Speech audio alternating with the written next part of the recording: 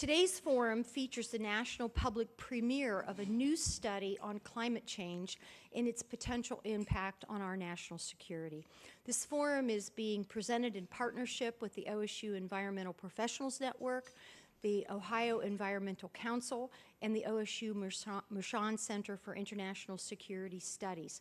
And it was developed in collaboration with the Truman National Security Project and Center for National Policy.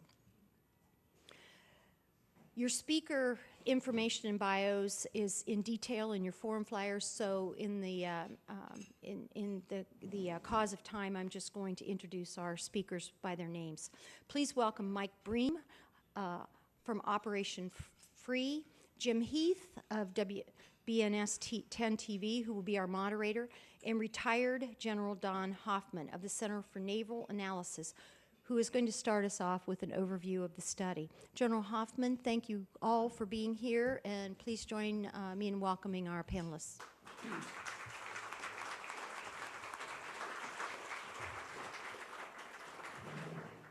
Well, good afternoon. It's my pleasure to be here today. I retired from the Air Force 2 years ago from Wright-Patterson Air Force Base. So the last 3.5 years of my Air Force career was there, and I very much enjoyed the Ohio experience and dealing primarily with the Dayton community over there. But it's a great state, and I'm delighted to be back here. I almost didn't make it. I was supposed to be in Dayton last night, and the big event happened there with air traffic control in the Chicago area. So I'm about 20 minutes from landing on a regional jet when they evacuated the air traffic control center, not even in Chicago. It was, some distance away. And they had a smoke alarm go off because of a bad fan in a bathroom, and they evacuated the whole building for 3 hours. So they gave the airspace over to, the plan was give your airspace to the neighboring center, which they did, but they can't control traffic and the density that it goes into those local airfields like that. So we held for a while till gas drove us to divert to Madison along with 20 other aircraft, and we sat in the regional jet on the ramp for 3 hours until we finally got permission to try Chicago again. When we finally got to Chicago, you saw the chaos that existed there with canceled flights and delayed flights and so forth. So couldn't get to Ohio last night. Everything was canceled, and got to spend a night there and get in this morning. But it reinforces a point there of how interconnected things are. This wasn't just about, can I get to Chicago? It's about, do all the airplanes get to all the other airports in the U.S. so that people can have, what they expect to happen yesterday and today happen? And the answer is no. So it's just like a major weather event. But how we are all connected to events that happen elsewhere where we think we might be isolated, it just brings up that point again. So I am here, though, and I'm delighted to spend today and part of tomorrow here in Columbus talking about a very important topic. And I'm glad you restated the mission statement there, because what we're going to do today, I hope, is talk about education and knowledge and sharing ideas. And I'm not here to talk about climate change. If we get a question on that, I'm going to go to Professor Thompson. I'm here to talk about the impact of climate change on national security. So after I retired, a couple months after, I was approached if I wanted to be a member of the military advisory board that CNA Corporation had set up to deal with several issues. Their specialty is research and analytic capability for national security. And they had started getting in on this idea of climate change and energy and so forth. And in 2007, they published a report, and it was called National Security and the Threat of Climate Change. So it was something that was a little more distant at the time. Is it a real threat? Is it not a real threat? And they made several recommendations, and a lot of those have been adapted. It's more about government preparation, planning, preparedness than anything else. But it's about how do we think climate change will impact national security. It wasn't about is the climate changing, and it wasn't about why the climate is changing. It was about what do we do about it if it is. And so I wasn't there for that report, but I was for the second report. And as we started thinking about this, we said, do we need an update to that report? And the conclusion was yes, and it's available outside there. It's released today publicly, and it's called National Security and the Accelerating Risk of Climate Change. Because the one thing we didn't get quite right on the first report was the predictions, not so much the MAB itself, the Military Advisory Board, but the data and the people that they had engaged with. What they didn't get quite right was the rate of change. And in fact, the rate of change was faster than was believed possible by the modeling and so forth at the time. So 7 years later, not only has the rate increased, but the measurable data to back that up is out there now, we believe. I've been told that 97% of the experts in this area, Dr. Thompson helped me here, agree that there is global warming, climate change. And most of them agree there's less than 97. Most of them agree that it's got primarily a human factor involved, what we're doing. And it kind of goes back to the, the industrial age and the consumption of fossil fuels to produce energy, whether it's for stationary energy like factories and electricity or whether it's mobile energy for transportation. And that effect is measurable by the amount of greenhouse gases that are going up, primarily CO2. You can measure the correlation of temperature and CO2 in various ways. And so from a MAB standpoint, and we're not scientists, we're military officers, retired generals and flag officers from all 4 services. We approach this from a military perspective of risk. The risk could be very, very likely that it will happen, but the consequences aren't too bad, or it could be very remote risk, but the consequences are significant. So you can't discount either end. As prudent military planners, we don't just think about today, we think about how should we prepare ourselves and the nation for the challenges of the future. So we approached it from that perspective, and as a body, we were convinced that it is real, it's measurable. Plus, since 2007, we've added another 500 million-ish people to the planet. Many of those have joined others in vulnerable areas along coastlines and rivers and so forth. So there's more at-risk people to sea level rise than there was before. We've seen evidence of a term change that we made there. In the first report, we called climate change a threat multiplier. In other words, if something bad's going to happen, it can be worsened or multiplied by climate change. In this report, we put a term, catalyst for conflict. In other words, maybe something bad's not going to happen, but climate change itself may be a factor that evolves into something bad happening. And a couple examples somewhat tied to that, Arab Spring. So droughts in Russia and China reduce the overall global wheat supply, prices go up, and a couple countries, Tunisia, Egypt, that heavily subsidize flour products to their population, have to raise the price. And that creates a lot of dissatisfaction and so forth. Our government's not delivering for us anymore. That dissatisfaction multiplies and so forth. So not a direct link there. Did that cause those events?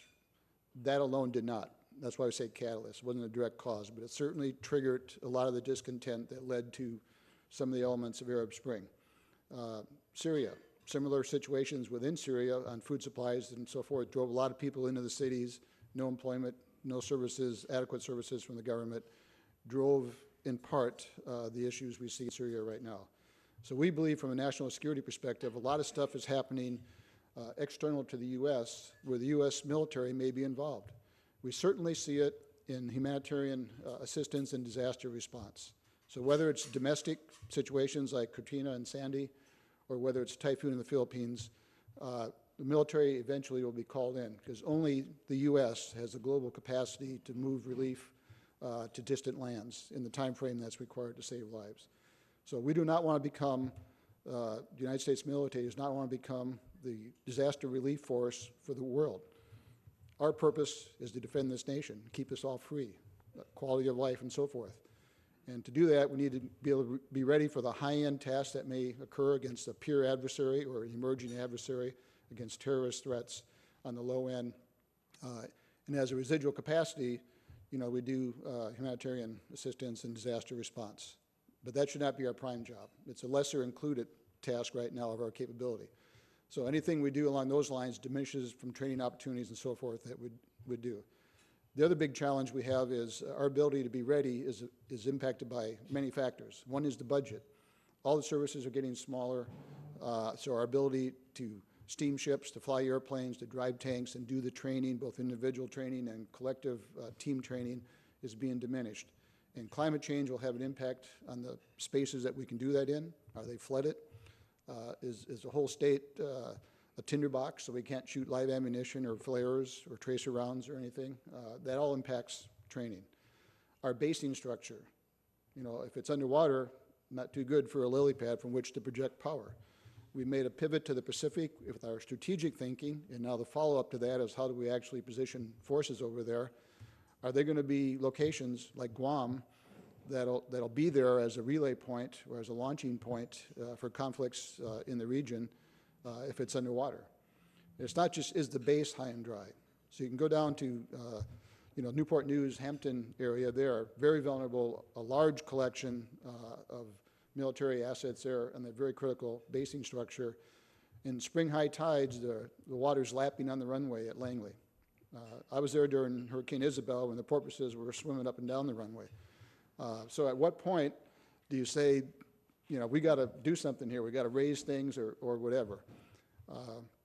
Right now, from a federal perspective, there's probably not a lot of action on that. I think you do see state and local action and community action, though if you look on the rebuild after Sandy, by code now and by compliance for insurance purposes and so forth, things got to be elevated up. You got to have knockdown walls. You got to have your vital infrastructure, electrical boxes and stuff above what the next high water mark might be.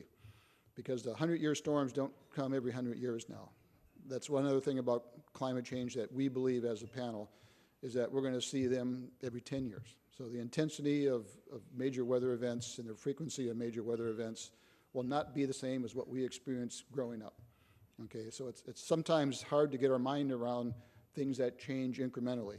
We were talking earlier, like the frog in the water. You don't throw them in hot water, you're going to get a reaction. But if you just put them in cold water and turn it up, we don't notice it that much. So I'm a believer that it's real. I'm a believer that it's man-made issues that primarily drive it. So it's a two-pronged discussion. Do you mitigate the cause? And there's a lot of politically charged, economically charged discussions on that about whether we try to arrest the rate of temperature growth, sea level rise, and so forth. That'll happen by its own at some point, okay? Whether we consume all our fossil fuels, we're all in bathing suits because it's too hot to do anything else, and I don't know where that's going to end, but eventually that'll come about. But there's such a flywheel effect right now. If we went to zero emissions today, there's decades worth of CO2 and other greenhouse gases that we put up there that'll take a while to work their way out. So that's one thing. What do we do as a nation, as a globe, to change it? Secondly, if you can't change it or you're slow in changing it, how do you adapt? Do we just build, like the Dutch, build higher and higher dikes to protect our vulnerable spots and so forth? So a lot of things going on, and I encourage the debate because if you go to a climate change hoax, and Google that, you'll find all kinds of stuff that says how wrong all this is. But we've seen a lot of scientific evidence, and I think it's here. At what rate it's going to be here for our children and our grandchildren is probably subject to debate. But the fact that it's here and it's going to get worse, I don't think is debatable. So what do we do as a nation? What leadership roles do we assume globally? And how do we prepare ourselves so that we can continue to enjoy the freedoms that we have as a nation, the quality of life we have, and so forth? That's the connection to national security. So I look forward to your questions, and I'll turn it over to Mike at this point. Thanks, General. Good afternoon, everybody. All right, so there are a couple elephants in the room, and not being one that likes to stir the pot, let me begin. And Mike, why don't you field this one first, if you can? Just yesterday on his radio show, Rush Limbaugh called climate change a hoax.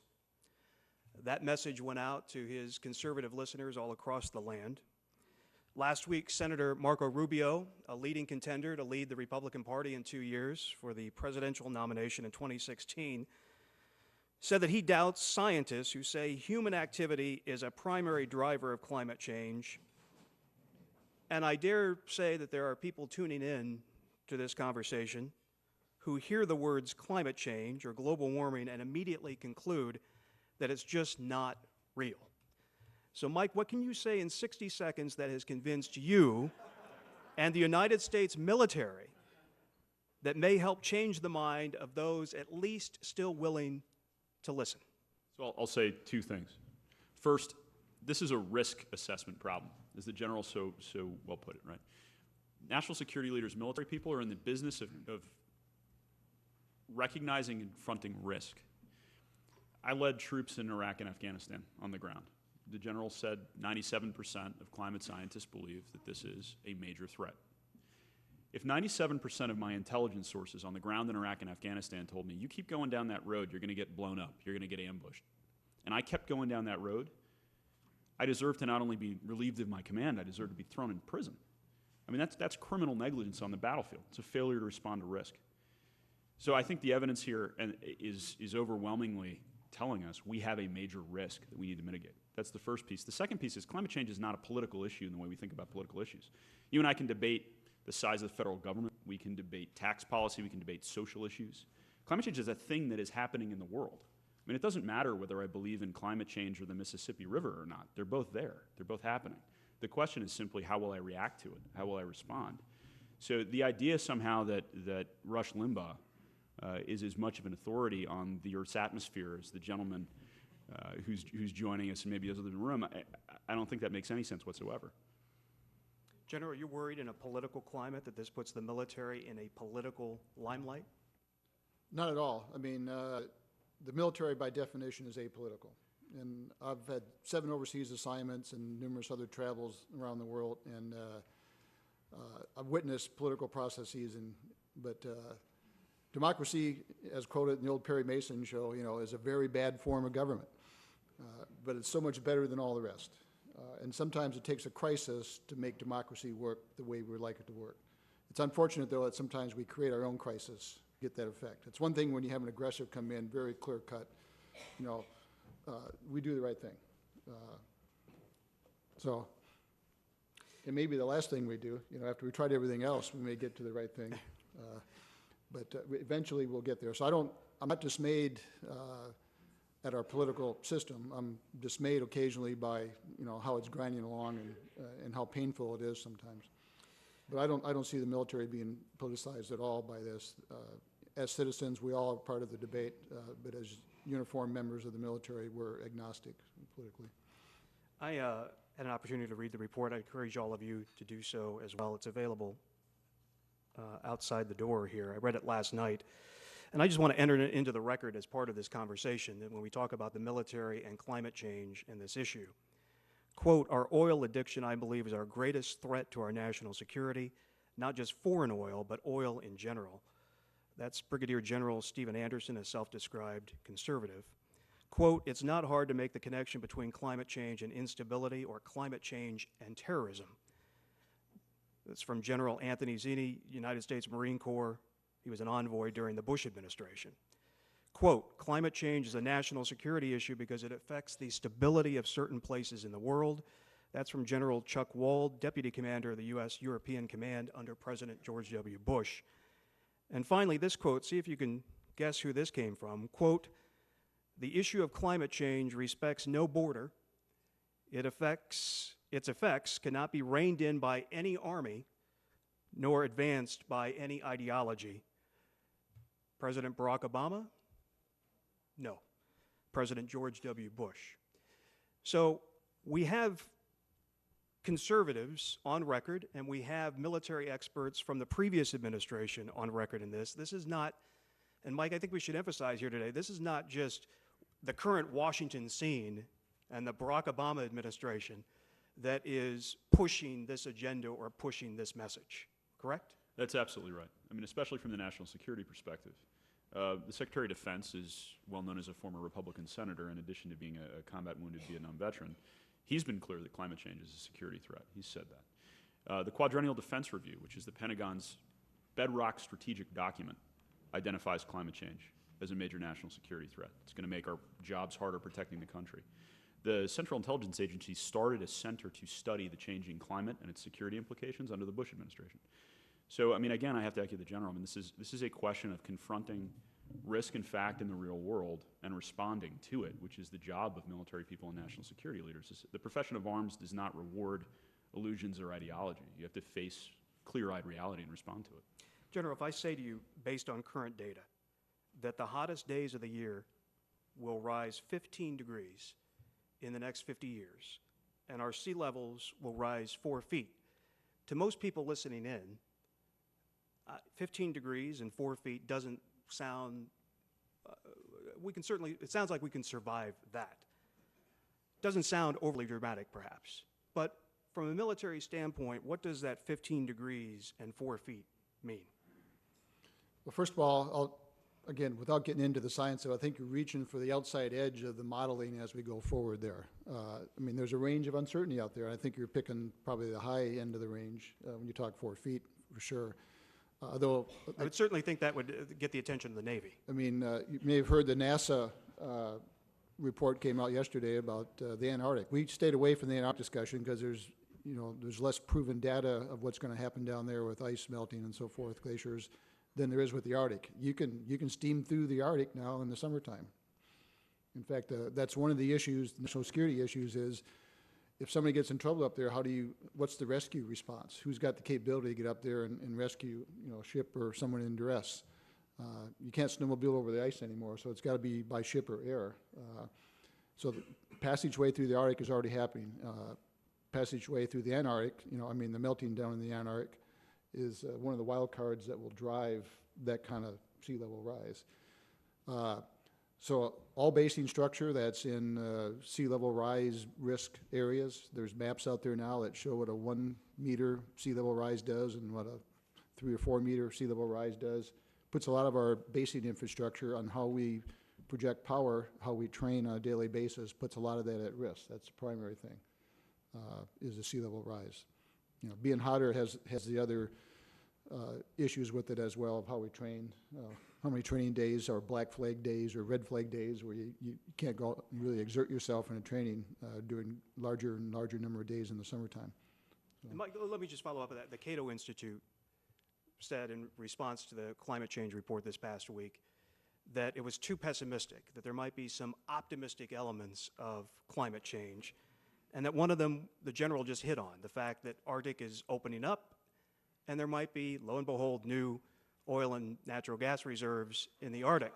So can we not say that that is a positive, Mike? I think it's hard to identify that as a positive, for sure. Unless you want to just continue the hamster wheel effect and burn that up and accelerate the issue. I have to, agree with everything the general said. I'd also add the commander of the U.S. Pacific Command, Admiral Locklear, he commands the largest concentration of U.S. military force in the world and the largest area of sky, sea, and land in terms of a regional command. He was recently asked what his long-term security challenge was. What's his number one threat? Now, this is a military officer who's dealing with China's rising military capabilities. He's dealing with North Korea's nuclear capabilities. He's dealing with a host of challenges. His response was climate change. And it makes some sense if you start to realize that we know some things about what the world looks like in 2025 or 2030. We know that more and more people are going to be living in cities, very large ones, and we know that more and more of those cities are going to be on the coastlines. And that's especially true in Asia. So when you think about instability in some of these already pretty unstable countries, sea level rise is a major risk, especially when you couple that with increased weather events like storms. While we're wondering about this, regional actors are taking action. So the world's first climate fence is going up between India and Bangladesh. Bangladesh stands to lose about 50% of its land mass if, depending on your projections, if sea level rise occurs. Where are those people going to go? Well, the Indians aren't wondering. They're putting up double-sided 10-foot fence topped with razor wire to keep them from going to India. These are countries that are next to each other and that share very complicated and violent histories. So you think about a catalyst of conflict, and it's not hard to start imagining what this would look like. From a military general planning mode, if I put in front of you data on North Korea, Syria, Russia, Ukraine, and potential terrorism threats, and climate change, which one would you look at? I'm kind of putting you on the spot here, but from a military standpoint, which one of them raises the most alarm bells to you? Well, I distinguish between threats and risk. In my thinking, this is personal opinion, threat has a cognitive element to it. So if you're walking through the woods and you meet a bear, the bear's thinking about you and about, what's going to happen next. So the bear gets a vote.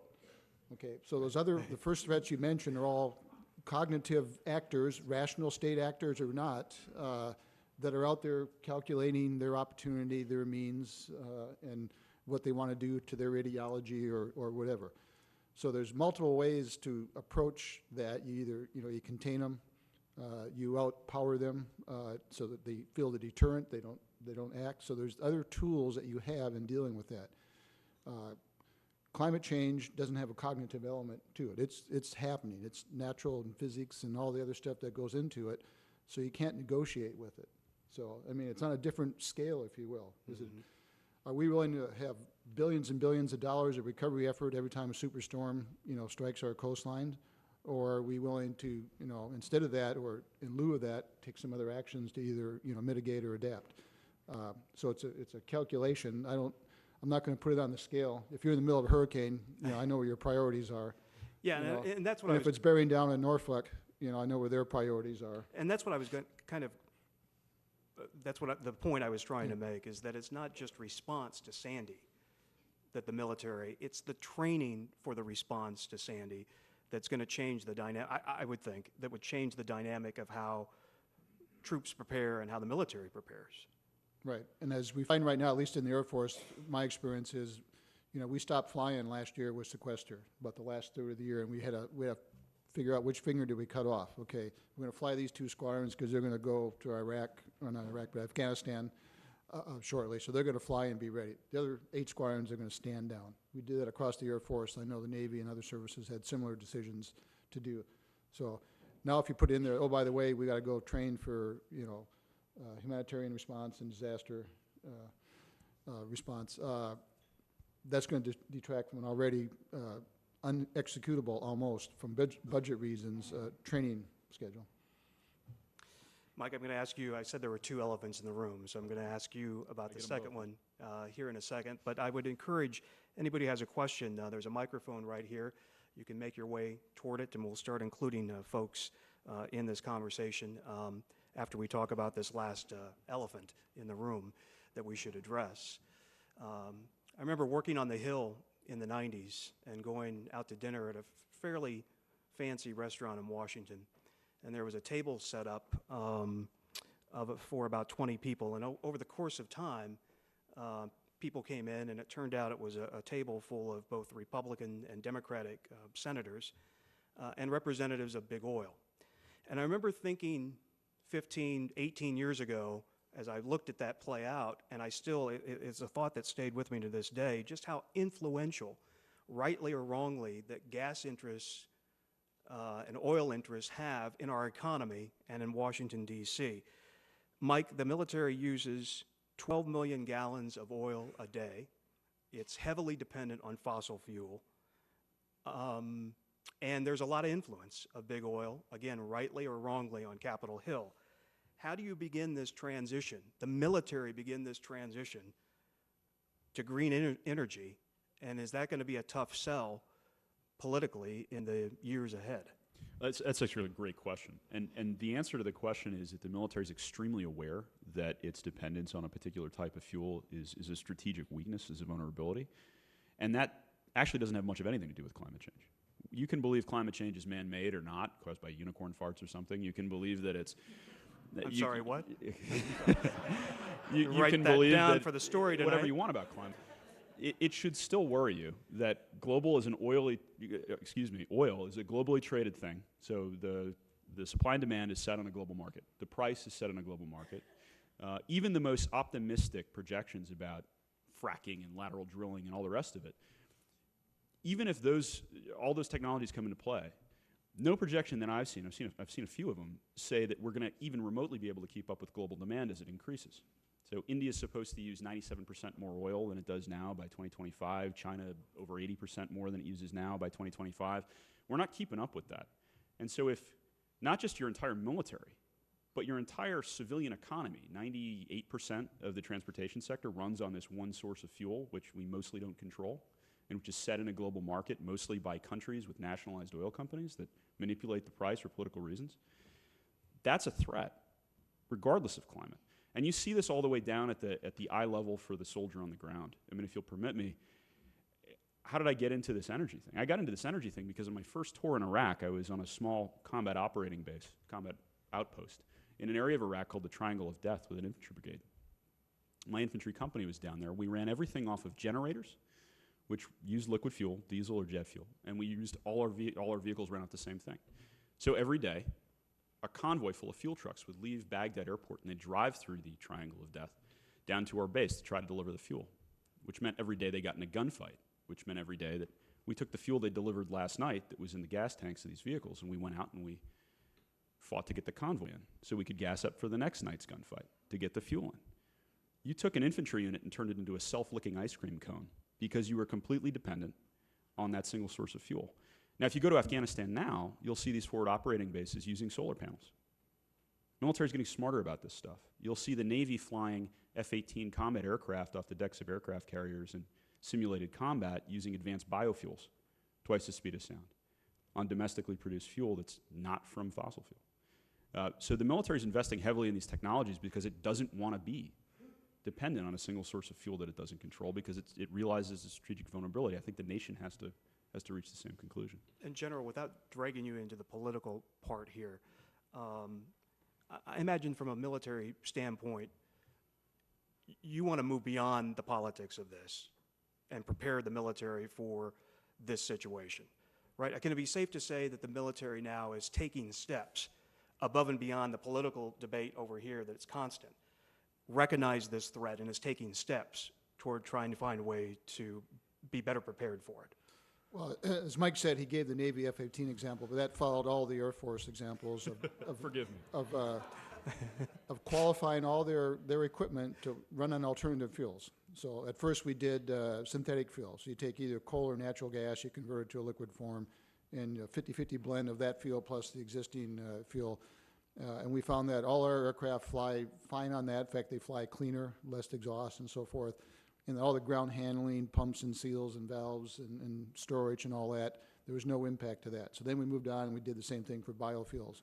Now, for testing purposes, we had to buy selected stocks. You know, I won't tell you how much per gallon it was, but it's not out there in the market. Okay, so it had to be created just for these testing purposes. But on the theory that if you build it, they will come, we want to prepare ourselves as a potential customer for when states like Ohio or other states that have, you know, coal and want to make gas out of it. The advantage of that is at least, I mean, you still have CO2, but if at the point of conversion you could sequester some of the CO2 that's produced in the conversion process, and then we still need liquid fuel, whether there's global warming or not. If the nation needs it for military purposes, we're going to consume fuel. That's the way it is. Look at World War II. You know, it was a target of war to sink as many of each other's sides tankers as we could. So in extremis, we will consume fuel to whatever extent we need. But we have prepared ourselves for the eventuality that eventually there'll be the business case. When somebody creates synthetic fuels in economic quantity, or more attractively biofuels, because now we have more of a carbon neutral cycle here. The plant, as it's growing, takes in CO2. And then we just release it back in consumption. That's better than digging it up from the ground where it's safely sequestered and then just releasing it up. So you get into all the switchgrass and all the other discussions of how you would get bio-based fuels, chicken scraps, and so forth. And by the way, I think the trucking industry will probably drive that technology before the military does, because they're interested in cheap diesel, clean, with the standard for trucking emissions getting tighter and tighter as well. They're interested in that. So we've prepared ourselves for that. We've been executing green portfolios across the military for many years that are installations. So where there's wind, we purchase wind. Where there's sun, you know, we use some of our real estate to produce electricity either for the grid or sometimes just for ourselves. So I think the U.S. military is preparing itself for an alternative future of sources and variety of sources, but we can't drive the economics of it. We have a responsibility as a taxpayer as well to, you know, to buy the cheapest source of energy out there, and then sometimes it's not the fuel you would like to have, it's the fuel that's available. Real quick, I think we have a question here, but just as a quick follow-up, Mike, do you think that regardless of the administration, whether an R or D wins in 2016, that when they get the information, that these programs and this road that we're on is not going to change? I think it's got to change, but I think if we're waiting for Washington, we're making a big mistake. I mean, I grew up in New Hampshire, so I'm used to living in a state that's a political bellwether, right or wrong, right? So is Ohio. We all know that. Ohio's having a tough discussion right now about whether or not it wants to be a leader on advanced energy technology or not this week. And so as, you know, if Ohio really is a bellwether for the country, and America really, I'm one of those people who believe we should be leading globally with partners, but American global leadership is absolutely indispensable. I mean, the Chinese are not going to organize the other nations of the world to address climate. The United States is the only country that can do that. So what seems like a local issue in a place like Ohio has international implications over the long term. I don't think we should make any mistake about that. The eyes of the country are on this place, and soon the eyes of the world will be on this country. So I think if you're waiting for Washington to get it done, it's historically been a mistake in many cases. As the general said, we usually exhaust all other options before doing the right thing, and I think this is another case where it takes leadership in key states to make it happen. Sir, could you identify yourself, please? Hi, my name is Ryan Schick. I'm a member of the CMC. Mr. Heath, thanks for kind of t-balling my question.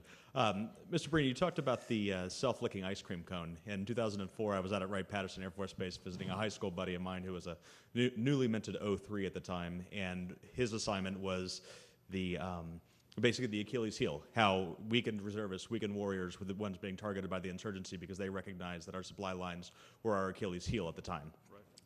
This showed me some very cool contraptions and stuff in different ways that they were trying to lighten armor, et cetera.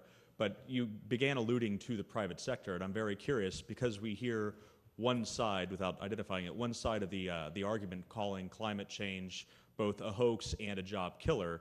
What are ways that either of you, the General or Mr. Breen, have you been impressed with the way the private sector is also stepping up, both not only in biomechanical fuels, but also in mechanized innovations and other ways that they're stepping up to help us on a national security scale? Sure, I think there's no doubt that there's an incredible amount of incredible and wonderful private sector innovation that's going on here, and that's driving not only military capabilities, but things that I hope cross over into the civilian sector. I mean, everything from more and more advanced photovoltaics that we're seeing, better and better battery technology that we're seeing. I mean, there's very little resemblance between the battery of 15 years ago and the battery of today.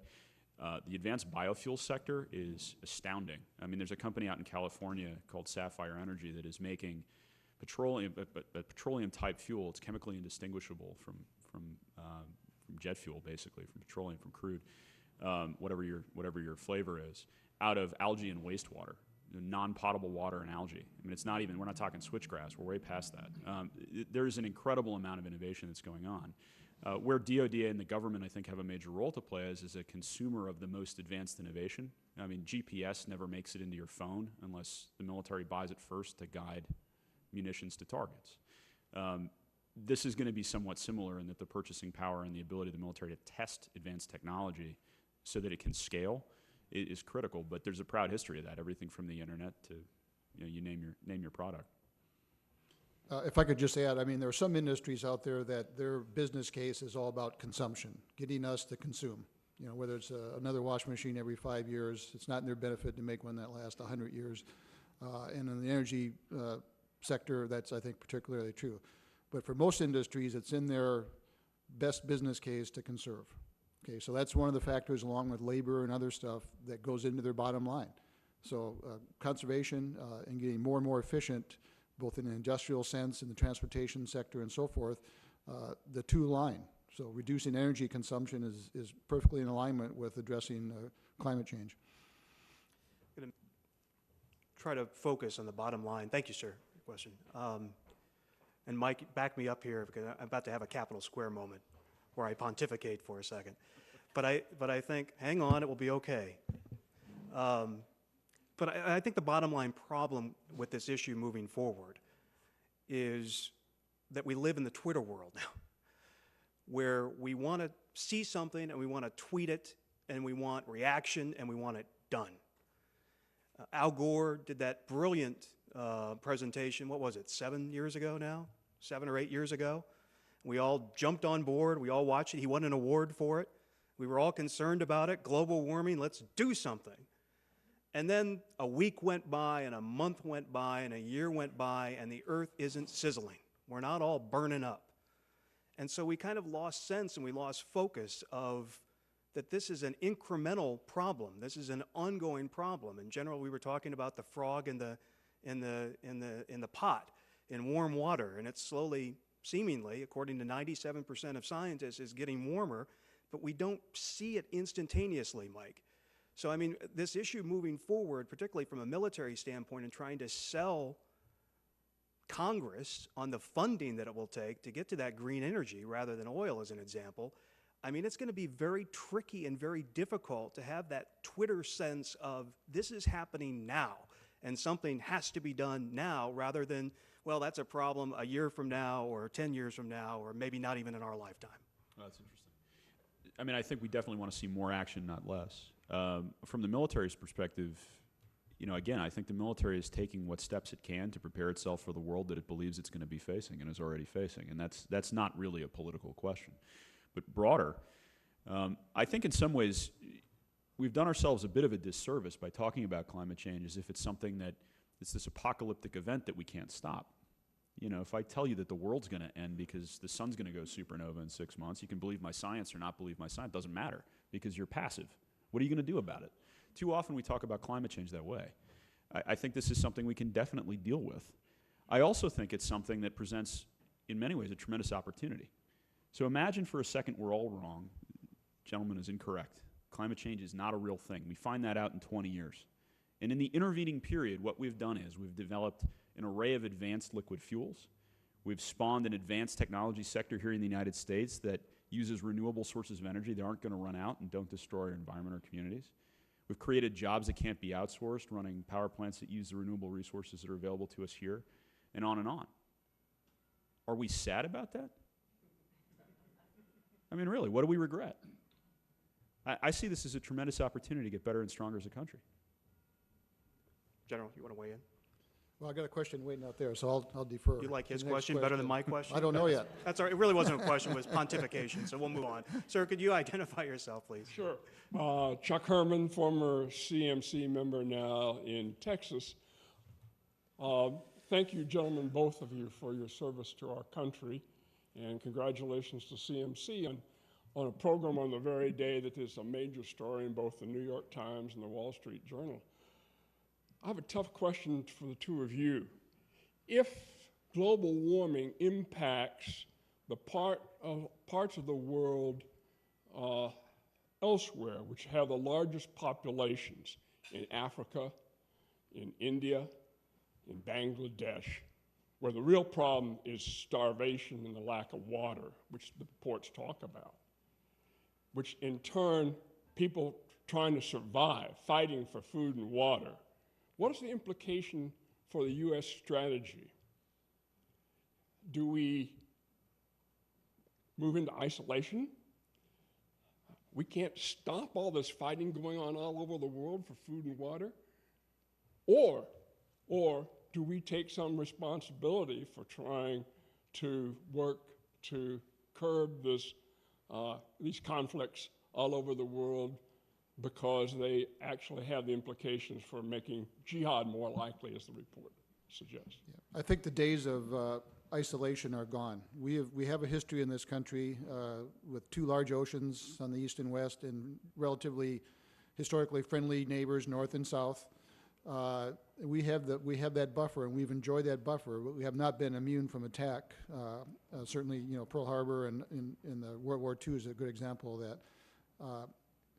Prior to that, we're pretty isolationist. Prior to World War I, certainly. You know, we had our own issues here. We worked that. But we are so globally independent now that just like my airline flight yesterday, on a global scale, you know, production factories here in the U.S. need parts that arrive just in time from someplace probably not in the U.S. So you have disruptions somewhere else, whether it's to our industry, to our food supplies, to our energy supplies right now. Even if we became self-sufficient, we would still have this interdependence. So from an economic standpoint, I don't think we can walk away. And more importantly, I don't think America would you know, pull the glass curtains around our borders and watch, you know, the rest of the world disintegrate, because that'll drive movements of populations and so forth. We can't isolate ourselves from that effect anymore. So morally, I think we have an obligation to do the right thing when it's within our capacity to do so. We cannot eliminate all misery and suffering on this planet. We can't even do it at the local, state, federal level, much less the global level. But we can give it a try. And I think that'll be the American response, is to give it a try. So we will be pulled into things that probably were not in our direct vital interest. They're certainly in our national interest, maybe not vital interest, but it's the right thing to do because no one else can do it. I couldn't agree more with that. I think the world isolationists talk about, if it ever existed, it's gone. That world is over. I mean, 10 years ago, we saw a plan that was hatched in a mud-walled village in Afghanistan and nurtured in a mosque in Hamburg, Germany, change the Manhattan skyline.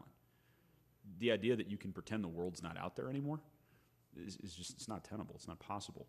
And if you want to have a strong economy in the United States, it's definitely not possible. I mean, we're living in a globalized economy, whether we want to be or not, so that the jobs that are going to keep the middle class strong for the next 100 years,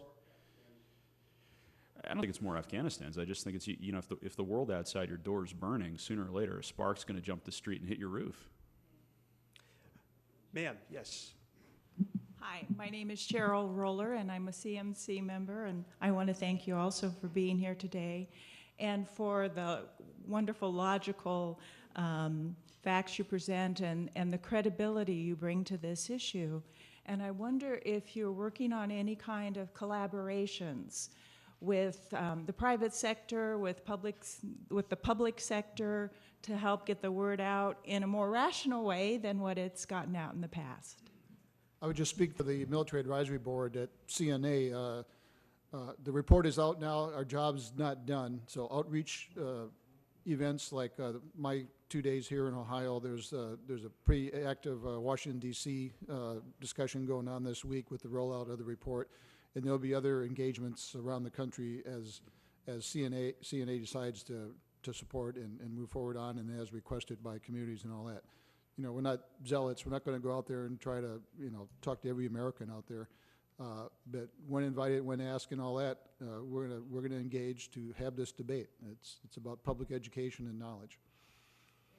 So I can speak for Operation Free, which is a separate, certainly a separate initiative of a different kind. But Operation Free is a nationwide coalition of thousands of combat veterans and national security experts who've come together around the questions of energy security and climate security. And that's very much a nation. We have members in 49 of the 50 states and are fairly active at trying to build a national conversation on this. You know, we're not doing it in a way that would register as, you know, mass civil disobedience or anything, but we're trying to speak from our experience, what we've seen on the battlefield and what we understand to be the reality that we're facing. We certainly welcome any conceivable partnership with any constituency in the American life that wants to help deal with the problem, I mean, without a doubt. So here it is, released just today, National Security and the Accelerating Risk of Climate Change. Hopefully you'll take a few moments to read that. It is a good and thoughtful read. Mike, General, good to see you. Thank you, everybody. Thank you. Thank you.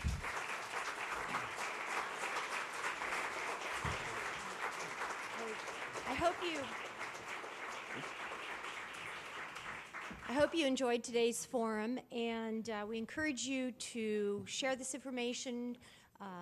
The video is available on YouTube, will be up by Friday or Saturday. Pass it on to your friends and continue our conversation here today out in the lobby with coffee and cookies. Before we close, I'd like to thank our partners for today, the OSU Environmental Professionals Network and the OSU Mershon Center for International Security Studies, who brought this program to us. We're very, very proud that they honored CMC by choosing us to share this program, one of their first audiences in the United States. So that's quite an honor for us as CMC members. Also want to remember our partners with the Ohio Environmental Council, who do work with us on other things. And let's thank our speakers once more, General Don Hoffman, Mike Breen, and our very capable moderator, Jim Heath.